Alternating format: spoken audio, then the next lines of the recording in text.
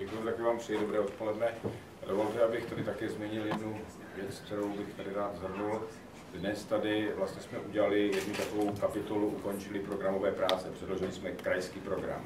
Abych vás chtěl informovat, že my pracujeme také na programu dlouhodobém a dokonce i na programu pro parlamentní volby a toto byla jedna kapitola, předložení krajského programu. A já to říkám takto, protože jsme opravdu programová strana, která bere vážně to, co občanům nabízí. Jako my jsme dlouhodobě programová strana a to, co vlastně lidem nabízíme, to, co slibujeme, tak to bereme vážně.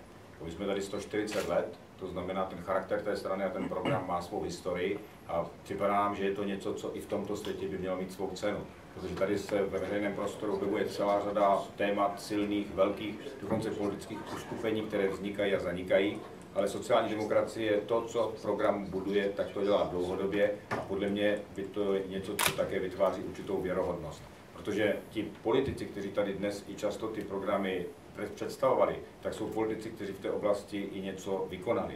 Takže to, co nabízíme, je zkušenost, výsledky té práce a zároveň ten program jako závazek a určitou kontrolu toho, co hodláme dělat do budoucna.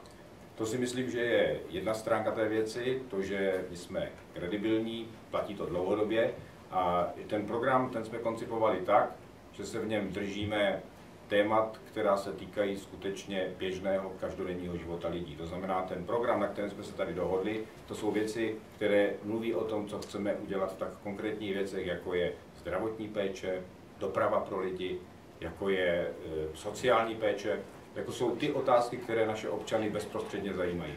A tady jsme se vlastně dohodli všichni kandidáti na tom, že tohle jsou věci, které chceme společně doručit a společně garantovat. Je to dohoda nejenom s veřejností, ale i dohoda mezi námi.